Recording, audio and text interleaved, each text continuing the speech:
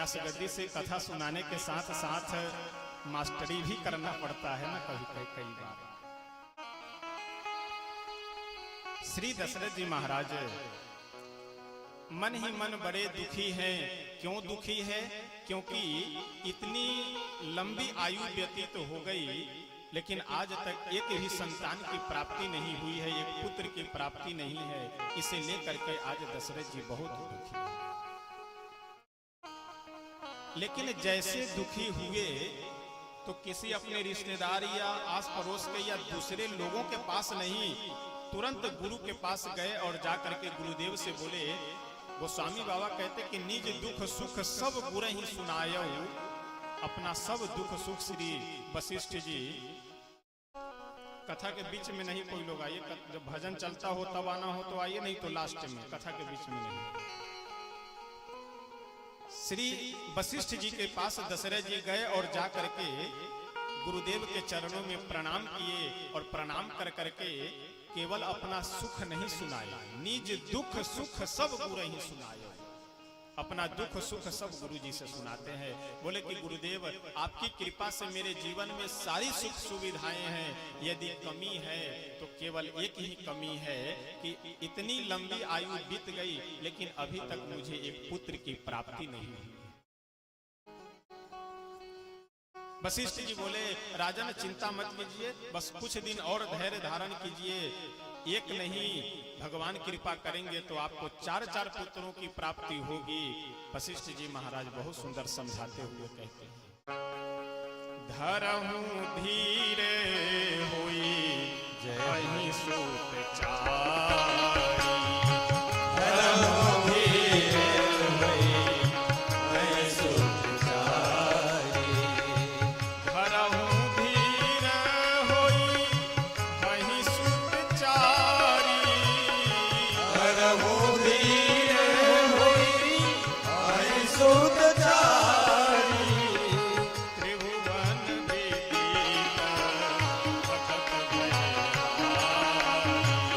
त्रिभुवन विदित भगत भयहारी, धरहूं धीरे होई जय सूत चारी, धरहूं धीरे होई जय सूत चारी, श्रृंगेरी से वशिष्ठ बुलावा, श्रृंगेरी से वशिष्ठ बुलावा, श्रृंगेरी से वशिष्ठ बुलावा, श्रृंगेरी से वशिष्ठ बुलावा, पुत्र काम शुभ जग धरा, पुत्र काम शुभ जग धरा, श्रृंगेरी से वशिष्ठ बुलावा, श्रृंगेरी से वशिष्ठ बुलावा। वशिष्ठ जी महाराज दशरथ जी को समझाए और समझा करके बोले कि राजन आप चिंता मत कीजिए, धरहूं धीर होई है सुत चारी, आपको 4 पुत्र होंगे। दशरथ जी बोले तो गुरुदेव आप चले हम अपने घर पे, लेकिन वशिष्ठ जी कहते हैं कि राजन धरहूं धीर होई है सुत चारी, त्रिभुवन विदित भगत भयहारी, तीनों लोक में विख्यात होंगे, आपको 4 पुत्र होंगे, लेकिन घर में बैठने से नहीं सत्कर्म करो। आजकल समस्या क्या है कि कोई व्यक्ति आपके पास में आवे बहुत परेशान हो, अरे भाई साहब क्या बतावे हम तो बहुत परेशान हैं। अच्छा परेशानी का दूर करने का कोई उपाय बताइए, तो उपाय नहीं वो करना चाहता है व्यक्ति, सीधा यह चाहता है कि कोई ऐसा मंत्र मारे कि हमारी सारी समस्या दूर। जैसे यदि यहाँ पे वशिष्ठ जी से ज्यादा कोई सामर्थ्यवान व्यक्ति नहीं हो सकता है, इतने तपस्वी और इतने साधक कोई नहीं हो सकता है, लेकिन वशिष्ठ जी जैसे तपस्वी गुरु, वशिष्ठ जी जैसे साधक गुरु दशरथ जी से क्या कहते हैं कि तुम यज्ञ करो। कौन सा यज्ञ? पुत्रेष्टि यज्ञ करो। यानी हम लोगों के भी जीवन में यदि दुख हो, समस्या हो, परेशानी हो, तो केवल आशीर्वाद के चक्कर में न पड़ करके सत्कर्म भी करना चाहिए, कर्म करना चाहिए। लेकिन समस्या यह है कि हम लोग बिना कर्म किए हुए ही केवल फल पा लेना चाहते हैं। दशरथ जी महाराज से वशिष्ठ जी बोले कि आप पुत्रेष्टि यज्ञ कीजिए। श्रृंगी ऋषि जी पुत्रेष्टि यज्ञ के बड़े ही प्रकांड विद्वान हैं और आचार्य हैं, ऋषि हैं, तो इसलिए श्रृंगी जी को बुला करके पुत्रेष्टि यज्ञ कराया जाता है।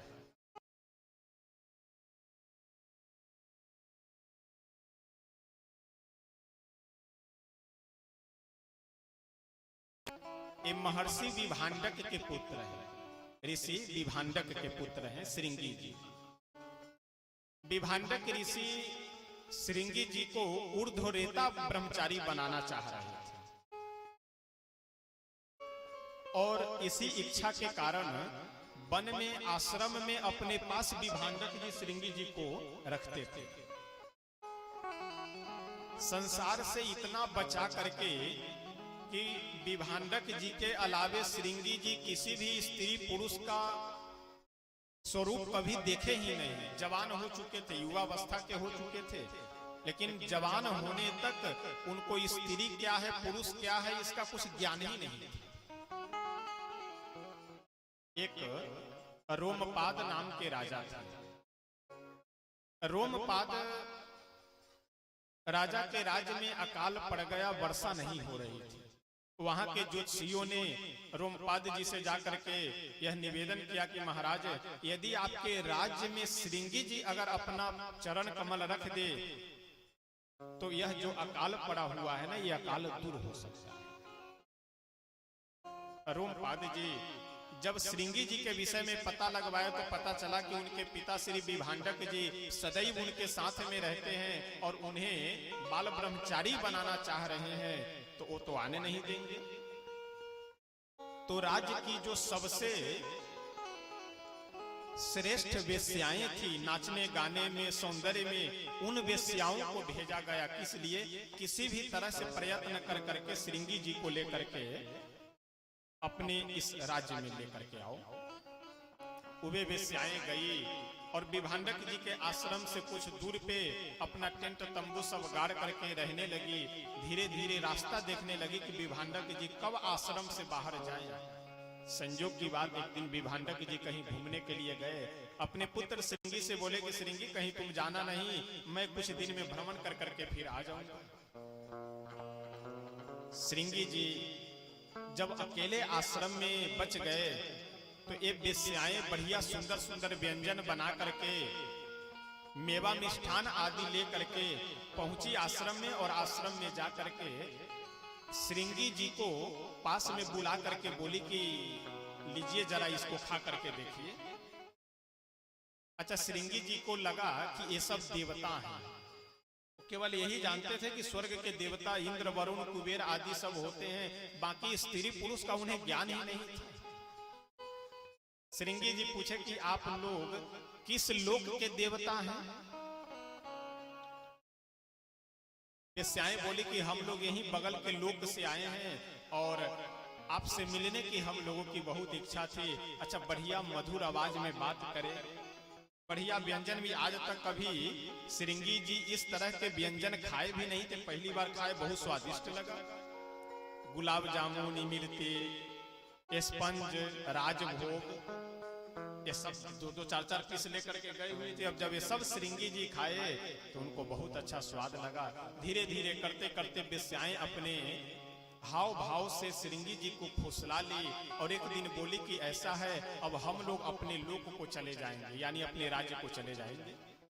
श्रृंगी जी बोले कि अगर आप लोग चले जाएंगे तब तो फिर हमारा मन ही नहीं लगेगा। वेश्याएं बोली तो इसका एक उपाय है कि आप भी हम लोगों के साथ में चलिए। अब जैसे श्री श्रृंगी जी उनके साथ में जाने के लिए तैयार हुए। सभी वेश्याएं बहुत प्रसन्न हुई और प्रसन्न होकर के श्रृंगी जी को लेकर के रोमपाद जी के अपने राज्य में वह चली गई। और जैसे रोमपाद जी के राज्य में श्रृंगी जी अपना पैर रखे, वैसे मूसलाधार वर्षा होने लगी और जो अकाल पड़ा हुआ था वो समाप्त हो जाता। यह श्रृंगी जी का प्रसंग है। ऐसे तेजस्वी और प्रतापी यह ऋषि है। रोमपाद जी की ही एक पुत्री है जिनका नाम है शांता। उस शांता का विवाह रोमपाद जी श्रृंगी जी के साथ में कर देते हैं। कहीं कहीं ऐसा प्रसंग आता है और विशेष करके मिथिला के जितने भी सिद्ध संत हुए हैं वे सभी लोग इस बात को प्रमाणित करते हैं कि शांता जी महाराज दशरथ की ही पुत्री थी, जो रोमपाद जी से मित्रता होने के कारण रोमपाद जी को गोद में दे दिए थे। और रोमपाद जी श्रृंगी जी से विवाह कर देते हैं अपनी पुत्री का। इसलिए भी भगवान श्री राम जी की बहन मानी जाती है शांता। यह सब प्रसंग में आप लोग को इसलिए, वैसे और भी बहुत विस्तार है, लेकिन अब विस्तार से प्रसंग वर्णन करने का परिणाम होगा कि हम लोग जन्मोत्सव नहीं मना पाएंगे, तो इसलिए संक्षिप्त में मैं आप लोग को सुना दिया हूं।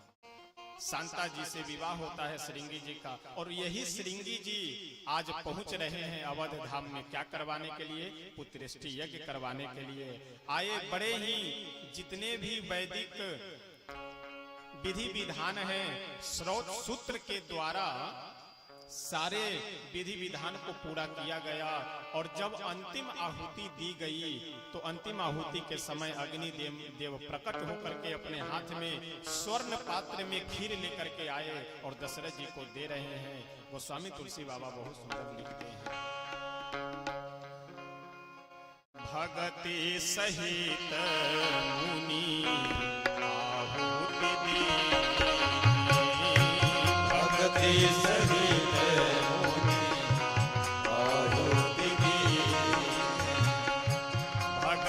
सहित मुनिया भगति सहित मुनिया प्रगति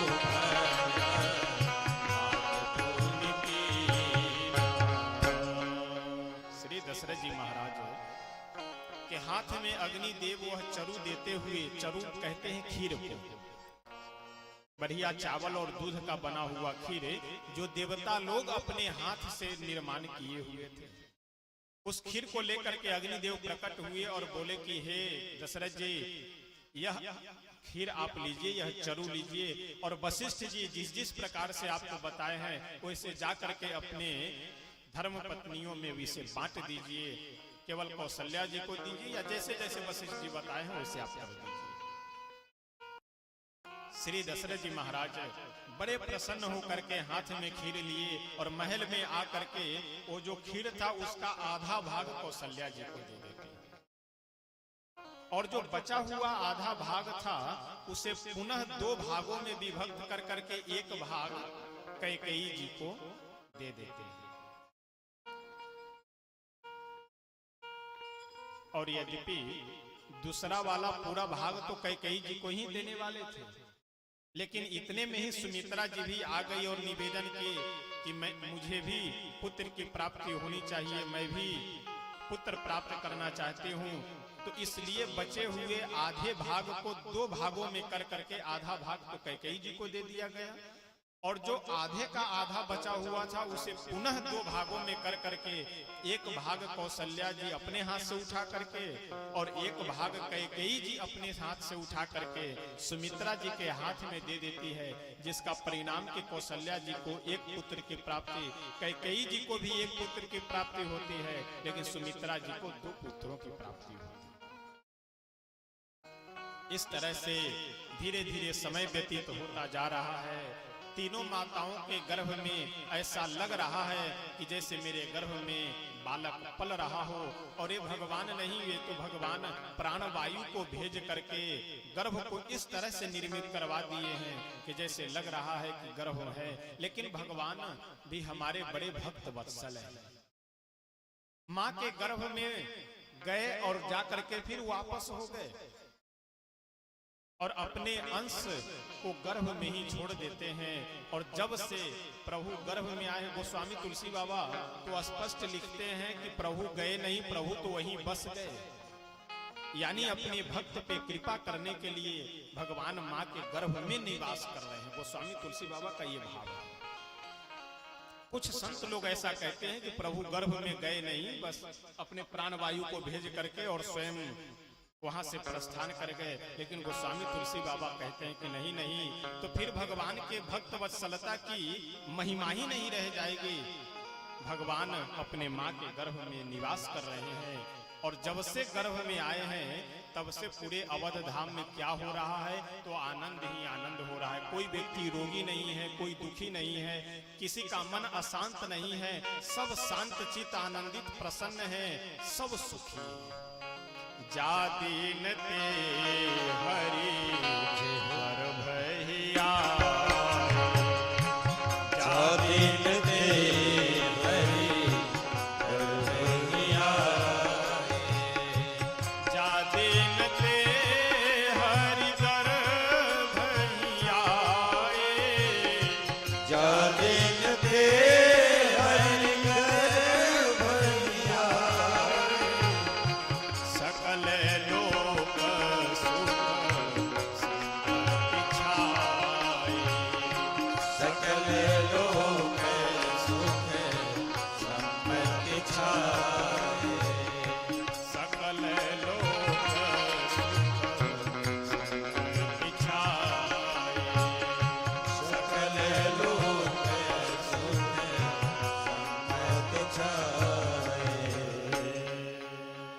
जा दिन ते हरि गर्भ ही आए, सकल लोक सुख संपत्ति छाए। समस्त लोक में तुलसी बाबा कहते हैं कि केवल अयोध्या धाम में ही नहीं, पूरे पृथ्वी पे ही केवल नहीं, अपितु तीनों लोक में आनंद मंगल व्याप्त हो जाता है। क्यों? क्योंकि भगवान अवतार लेने वाले हैं। धीरे धीरे समय व्यतीत होता गया, और गोस्वामी तुलसी बाबा लिखते हैं कि जोग लगन ग्रहवार तिथि, सकल भय अनुकूल, चर अरु अचर हर्ष जुट, राम जन्म सुख मूल। जोग लगन ग्रहवार तिथि, पंचांग शुद्ध हो गया, यानी जो भी ग्रह नक्षत्र इधर उधर थे वे सभी ग्रह नक्षत्र सही हो करके पंचांग बिल्कुल शुद्ध हो गया। कब? जिस समय प्रभु अवतार लेना चाहते। प्रकृति सर्व भाव से हर पक्ष से भगवान की सेवा करने के लिए तैयार हो गई। जिस वृक्ष में फल नहीं लगना चाहिए उस वृक्ष में भी फल लगने लगे। जो वृक्ष बांझ हो चुका था, जिसमें कभी फल लगता ही नहीं था, उस वृक्ष में भी फल लग गए। जिस पुष्प को फूलने का समय नहीं है चैत के महीने में, वे सारे पुष्प भी प्रस्फुटित होकर के भगवान का स्वागत करने के लिए तैयार हो गए। सारी प्रकृति हर तरह से प्रभु के स्वागत के लिए तैयार है। अच्छा, हो भी क्यों ना, जैसे मान लीजिए कि अगर पकड़ी दयाल में मुख्यमंत्री जी के आगमन की व्यवस्था हो जाए कि हाँ अमुक तारीख को 10 दिन बाद मुख्यमंत्री जी आएंगे, तो जहां कहीं रोड टूटा फूटा होगा सब सही, बिजली की व्यवस्था कहीं गड़बड़ होगी वह भी सही, नाली आदि की कहीं कोई समस्या होगी बिल्कुल नाली चुस्त दुरुस्त, कहीं एक आपको मक्खी नहीं दिखाई पड़ेगा, कहीं एक कचरा नहीं दिखाई पड़ेगा। क्यों? क्योंकि मुख्यमंत्री आने वाले हैं। तो जैसे साधारण कोई व्यक्ति कहीं अगर आने वाला हो तो इतनी सजावट हो जाती है, इतनी अच्छी व्यवस्था, जहां साक्षात भगवान जगत नियंता जगदाधार स्वयं नारायण आने वाले हो, तो वहां की व्यवस्था सुंदर क्यों नहीं है? तुलसी बाबा बहुत सुंदर लिखते हुए कहते हैं कि चैत्र का महीना आ गया और शुक्ल पक्ष चल रहा है, नवमी की तिथि है और बिल्कुल पंचांग एकदम 100% शुद्ध हो गया। किस तरह से शुद्ध हुआ? नवमी तिथि मधु मास पुनीता, नवमी तिथि मधु मास पुनीता, नवमी तिथि मधु मास पुनीता, नवमी तिथि मधु मास पुनीता, शुक्ल पक्ष अभिजित हरि प्रीता, शुक्ल पक्ष अभिजित हरि प्रीता, शुक्ल पक्ष अभिजित हरि प्रीता, शुक्ल पक्ष अभिजित हरि प्रीता, मध्य दिवस यति शीतन घामा, मध्य दिवस यति शीतन घामा, मध्य दिवस अति शीतन घामा, मध्य दिवस अति शीतन घामा, ओ पवन काल विसरा, पावन काल लोक विसरा। नवमी की तिथि है, शुक्ल पक्ष है, चैत्र का महीना है, अभिजीत मुहूर्त है और समय कौन सा हो रहा है? तो बिल्कुल दोपहर, दिन का दोपहर है, मंगलवार है, नवमी भौम बार मधुमासा, मंगलवार का दिन है और बढ़िया पंचांग एकदम शुद्ध हो गया, कहीं कोई दिक्कत नहीं, कहीं कोई समस्या नहीं। अच्छा, भगवान श्री राम जी हमारे दिन में आते हैं और भगवान श्री कृष्ण कब आते हैं? रात्रि में। और बिल्कुल दोपहर के समय हमारे प्रभु श्री राम जी आते हैं दिन में, और रात्रि में बिल्कुल अर्धरात्रि के समय हमारे नंद नंदन यशोदानंदन श्री कृष्ण चंद्र आते हैं। किसी भक्त ने प्रश्न किया किन्हीं संत से कि ऐसा क्यों है?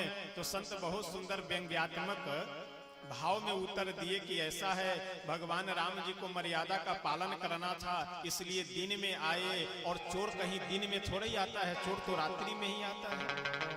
तो भगवान श्री कृष्ण को चोरी करना था, चोरी रूपी लीला करनी थी, तो इसलिए रात्रि में आकर के सबको बता दिए कि सावधान हो जाओ, देखो कब आ रहे हैं कि क्या करने वाले हैं। भक्तों के भाव हैं, संतों के भाव हैं। भगवान श्री राम घुमेंद्र सरकार अब प्रकट होने वाले हैं। सभी देवता लोग आए और देवता लोग भगवान की स्तुति कर करके चले गए। उसके बाद अच्छा ध्यान दीजिएगा, देवताओं को अवतार होने से पहले यह पता है कि प्रभु अब अवतार लेने वाले हैं, और जो नगर के नगर निवासी हैं उन लोगों को तो जन्म होने के बाद पता चलेगा ना कि प्रभु का अवतार हुआ। तो जन्म लेने से पहले ही सभी देवता आए और प्रभु की स्तुति कर करके चले गए। और भगवान जब अवतार लेते हैं तो सभी ऋषि महर्षि देवता लोग भगवान की स्तुति कर रहे हैं। पहले आइए हम लोग भी प्रेम से भगवान का स्वागत कर ले, उसके बाद में स्तुति करेंगे, फिर हम लोग बधाई मनाएंगे। आज 5-10 मिनट थोड़ा समय अधिक हो सकता है, तो इसलिए चिंता करने की बात नहीं। मैं तो पहले बता चुका हूं कि अगर बैठने में दिक्कत हो तो खूब आसन बदलिए, कोई चिंता करने की बात नहीं है। लेकिन 2 दिन की और बात है, 2 दिन के बाद में आप लोगों को एक कष्ट नहीं मिलेगा, तो 2 दिन और कष्ट है तो कष्ट सही लीजिए। अगर आनंद मिल रहा हो तो, और नहीं तो फिर जाकर के चादर तान कर सोइए, बढ़िया, कोई दिक्कत नहीं है। तो 10-15 मिनट लेट होगा, चिंता करने की बात नहीं। जैसे कई लोगों के मन में लगा रहता है क्या बतावे जो है, अब जल्दी आरती करते तो घर चले जाते, अभी आरती कर ही नहीं रहे, अपना जा रहे प्रवचन, तो मनुष्य जीवन लेना होना सफल हो जाए। स्वागतम राघव शरणागतम पाहि, स्वागतम राघव शरणागतम पाहि,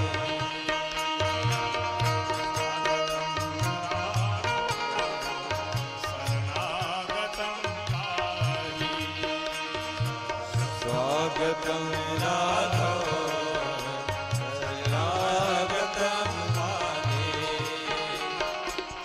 स्वागतम राघव शरणागतम पाहि,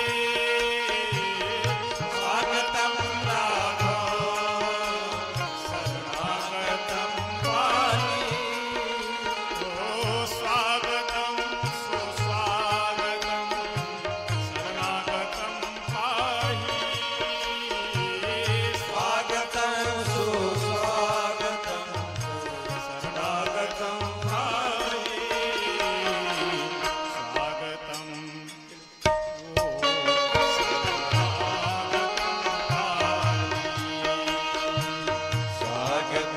राघव शरणागतम पाहि, शरणागतम पाहि,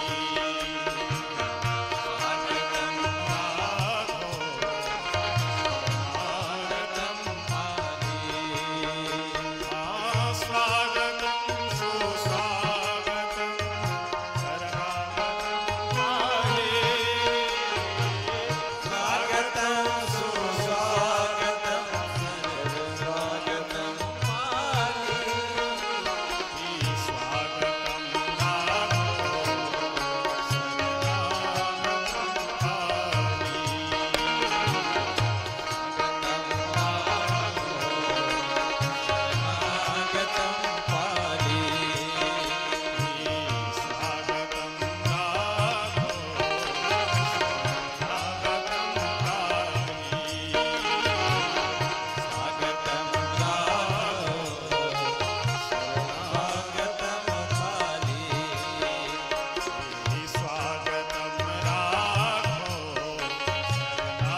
शरणागतम पाहि, स्वागतम राघव शरणागतम स्वागतम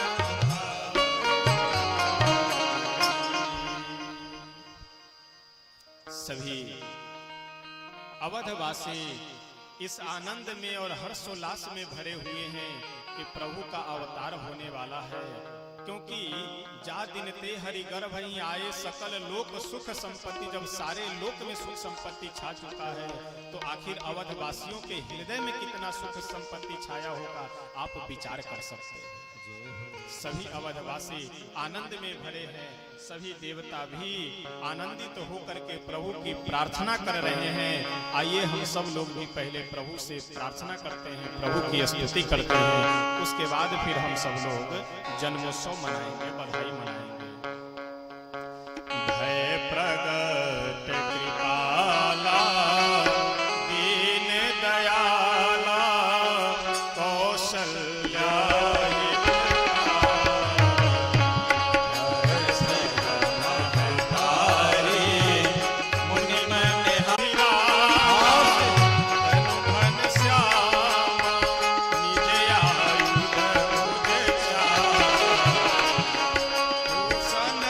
मनमाला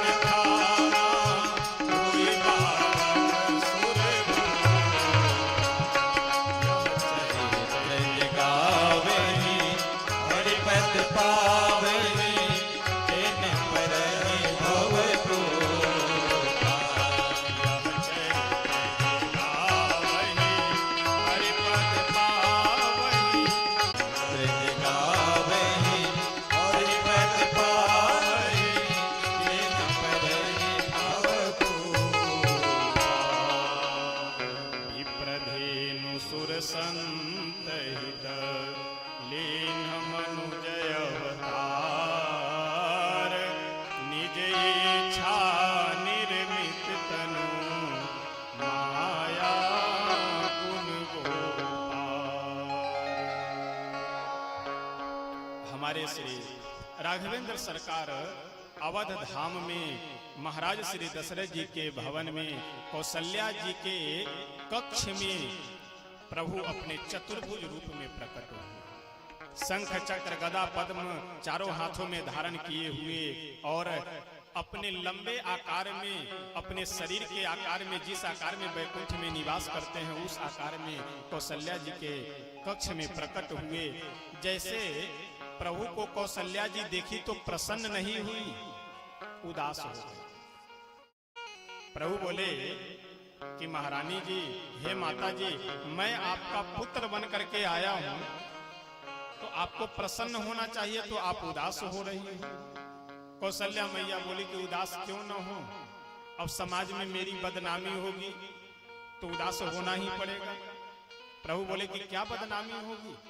कौशल्या मैया बोली कि आप मेरे पुत्र बन करके आए हैं, तो छोटे से अगर बनते तब तो लोगों को विश्वास होता कि ये कौशल्या जी का पुत्र है, नहीं तो लोग दो ही बात करेंगे। पहली बात तो यह है, अरे कौशल्या जी का ये बेटा थोड़ी हो सकता, कहीं से पकड़ करके ले आई होगी। इतने बड़े व्यक्ति को कोई जन्म देता है क्या? पहली समस्या तो ये है।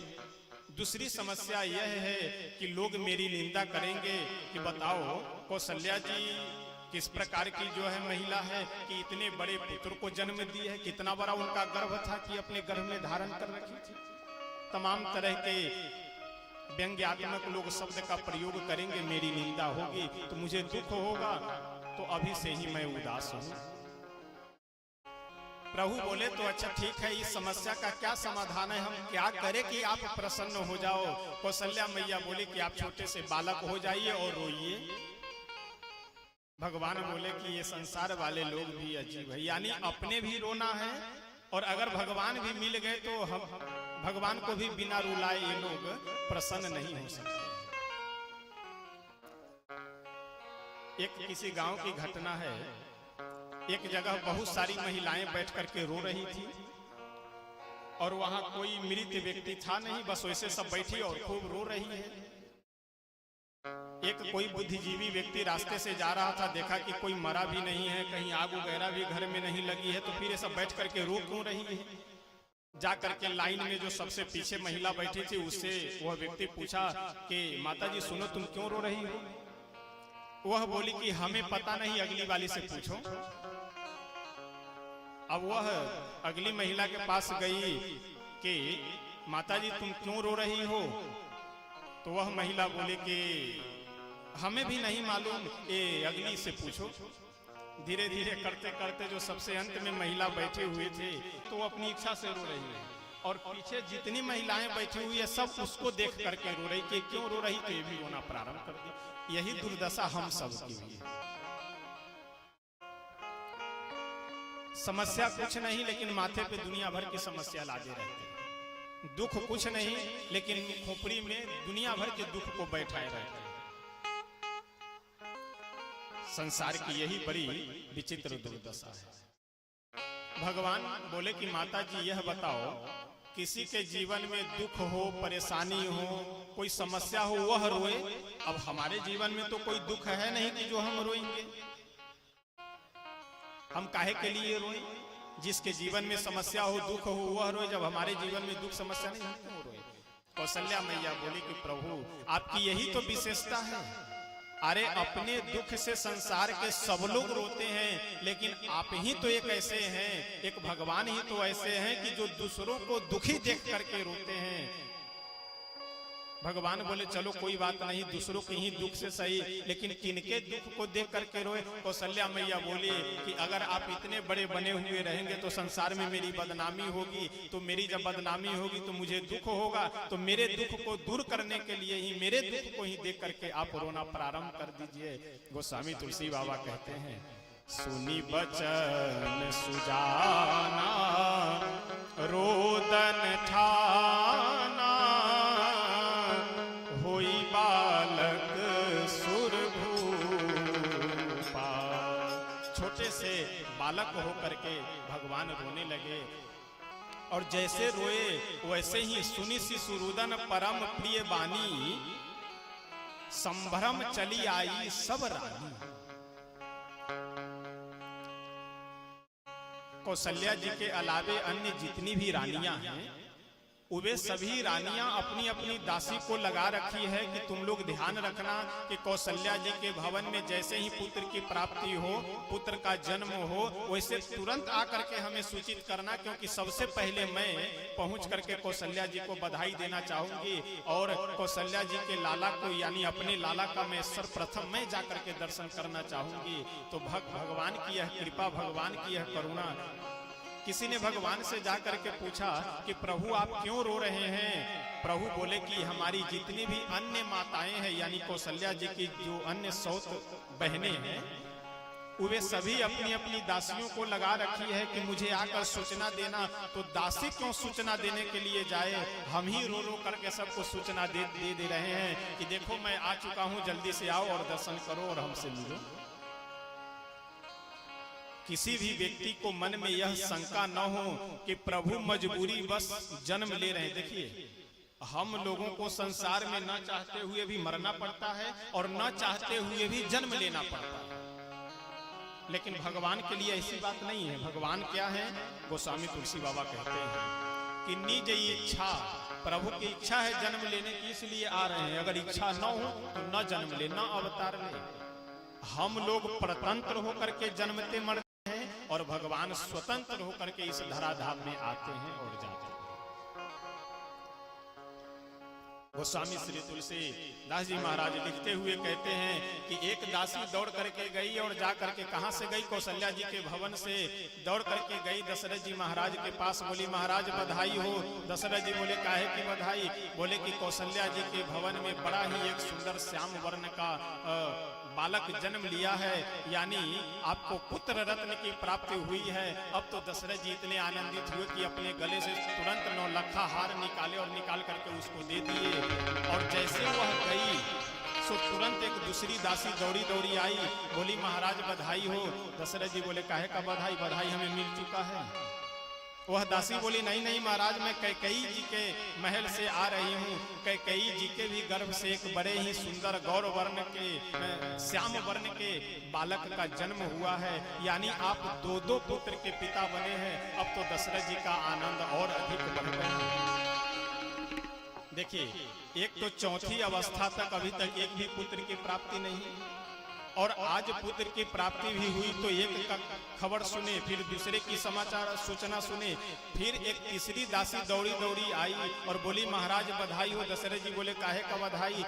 वह दासी बोली कि मैं सुमित्रा जी के महल से आ रही हूँ और सुमित्रा जी के गर्भ से 2 सुंदर गौर वर्ण के सुकुमार बालक का जन्म हुआ है, यानी आप 4 पुत्रों के पिता हो।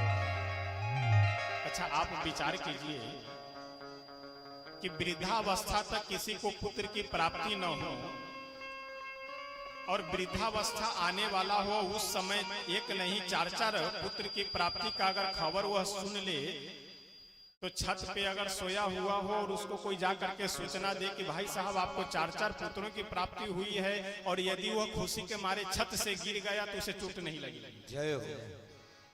अगर प्रसन्नता में खुशी में अगर वो छत से गिर जाए तो उसे चोट नहीं लगेगी। दशरथ जी महाराज तो बिल्कुल आनंद में भर गए।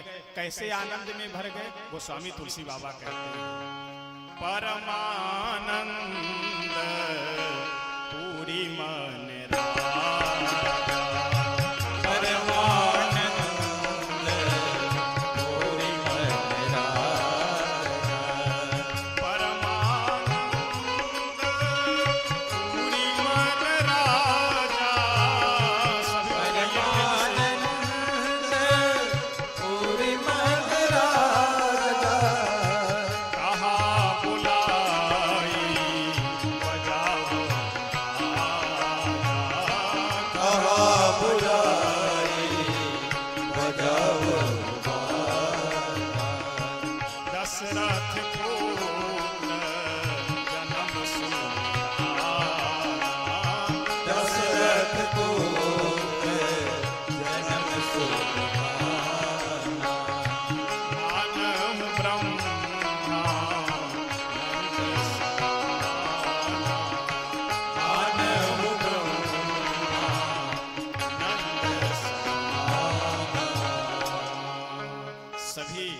अवधवासी आनंद में भर करके प्रभु का दर्शन करने के लिए दौड़ पड़े।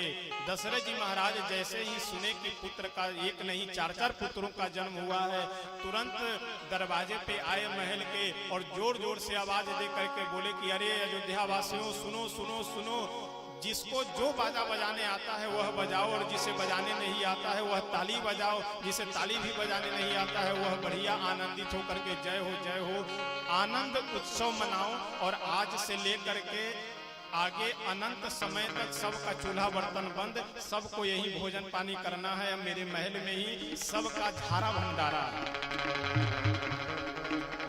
साधु शाही में झारा भंडारा और गांव घर में चूल्हिया लेवार अमिया, मतलब घर में चूल्हा नहीं जलना चाहिए, सबका महिलाएं हैं बच्चे हैं सबका भोजन, यानी जितने भी अवधवासी हैं सबको निमंत्रण मिल गया। कौन सा? चूल्हिया लेवार निमंत्रण, अंगिया चूल्हिया लेवार मिला। और झारा भंडारा, चाहे बच्चे हो बूढ़े हो महिला हो स्त्री हो, सबको या करके मेरे महल में ही भोजन करो और यही सबको खाना है, यही सबको गाना है, यही बजाना है और यही बधाई मनाना है। और सभी अवधवासी लोग बधाई मना रहे हैं। आइए उन सब के साथ में हम सब लोग भी चलते हैं अवध धाम और चल करके उस अवधवासियों के साथ में सम्मिलित होकर के हम लोग भी बधाई मनाते हैं। लेकिन पहले एक मैं निवेदन कर दूं, शायद अंतिम दिन फिर यह प्रसंग ध्यान आवे या ना आवे, तो इस बार 2 वर्षों के बाद 2020 और 2021 दोनों रामनवमी को तो कोरोना महाराज चौपट कर दिए अयोध्या जी के, लेकिन इस बार भगवान की कृपा है, बड़े ही आनंद और धूमधाम के साथ में अयोध्या जी में जन्मोत्सव मनाया जाएगा। तो अपने स्थान पे भी, अपना स्थान जन्मभूमि का जहाँ कार्यशाला है, जहाँ पत्थर रखा हुआ है उसी के पास में है। तो नया स्थान होने से अगर वहाँ जाकर के आप पूछेंगे तो कोई नहीं बता पाएंगे। तो इसलिए जो भी लोग आप सब अयोध्या जी आना चाहते हैं, जो भी भक्त आना चाहते हैं, तो आप सादर आमंत्रित है। रामनवमी में वहाँ कथा भी होगी, मानस पाठ वगैरह है और बाकी तो अयोध्या जी का अपने आप दिव्य जन्मोत्सव का यदि सबसे बड़ा कोई पर्व है तो रामनवमी का पर्व है। यदि आप श्रद्धा भाव से अकेले झंझट में नहीं, अगर अयोध्या जी की गलियों में रामनवमी के समय आप भ्रमण कीजिए तो आपको ऐसा आभास होगा कि वास्तव में भगवान यहाँ अवतार लिए हैं। लेकिन मेला देखने के लिए जाएंगे तो आए थे हरिभजन को ओटन लगे कपास वाली स्थिति होगी। मेला देखने जाएंगे तो मेले देखेंगे, वहाँ के साधु लोगों के देखने जाएंगे कि कौन बाबा फॉर्च्यूनर में चल रहे हैं, कौन बाबा एसी में रह रहे हैं, तो आपको वही दिखाई पड़ेंगे। ये बवाल में मत आप फंसिए, जाइए कनक बिहारी जी को देखिए, जन्मभूमि पे रामलला जी को देखिए, सरयू मैया का दर्शन कीजिए और वापस हो जाइए। कौन क्या कर रहे हैं नहीं कर रहे हैं ये हमारा आपका विषय नहीं है। वो जैसा कर रहे हैं वैसा भरेंगे, भगवान उसका निराकरण करेंगे। हमारे आपके लिए आनंदित यही है कि जाइए आनंद लीजिए और वापस आनंदित होकर के आइए। तो आप सब जो कोई भक्त अयोध्या जी रामनवमी में 2 अप्रैल से 10 अप्रैल तक रामनवमी है, तो आप सब सादर आमंत्रित है। जिन लोगों को आना हो आप सब नंबर ले लीजिएगा तब पहुंचने में, क्योंकि अब पता लगे रामघाट चौराहे पे जाकर आप पता पूछिए श्री किशोरी कृपा कुंज, कोई बता ही ना पावे क्योंकि नया स्थान है, इसलिए सब नहीं बता पाएंगे। तो मोबाइल का समय है, आधुनिक समय, तो उसका सदुपयोग हम लोग करें। तो आप सब रामनवमी में अयोध्या जी सादर आमंत्रित हैं। आइए हम सब लोग अयोध्या जी चलते हैं मन से और अवध वासियों के साथ में सम्मिलित होकर के बढ़िया जन्मोत्सव मनाते हैं। सभी अवधवासी जिन्हें जो बजाने आ रहा है, जिन्हें गाने आ रहा है, सब गा बजा रहे हैं। जन्म लिए रघुया। अच्छा आइए पहले हम लोग बधाई दे दें, दशरथ जी महाराज को भी बधाई दे दें और कौशल्या जी को भी बधाई दे दिया जाए, माता जी को भी और महाराज को भी। तो जब मैं बोलूंगा कि मैया बधाई हो तो जितनी माताएं बहनें बैठी हैं आप लोग बोलिएगा कि बधाई हो, और जब मैं बोलूंगा कि महाराज बधाई हो तो जितने पुरुष वर्ग बैठे हुए हैं आप सब लोग बोलिएगा कि बधाई हो। अब देखना है कि आवाज किधर से ज्यादा आती है। तो सब लोग बढ़िया लंबी सांस लेकर के सब तैयार हो जाइए। मैया बधाई हो। एकादशी मैया बधाई हो, नहीं केवल बधाई हो बोलिएगा। पूरा पूरा पंक्ति बोलेंगे तो आवाज दब जाएगी, आवाज कम हो जाएगी। मैया बधाई हो, महाराज बधाई हो, 3 गुना आवाज है। एक बार और अवसर दिया जाएगा। मैया बधाई हो, आवाज कम ही रहेगा, लेकिन चलिए सब लोग एक साथ दोनों लोगों को बधाई दे दीजिए। मैया बधाई हो, महाराज बधाई हो। अब चलिए हम सब लोग प्रेम से आनंदित होकर के अवध धाम चलते हैं मन से, और चल करके बधाई महोत्सव मनाते हैं। जन्म लिए रघुरैया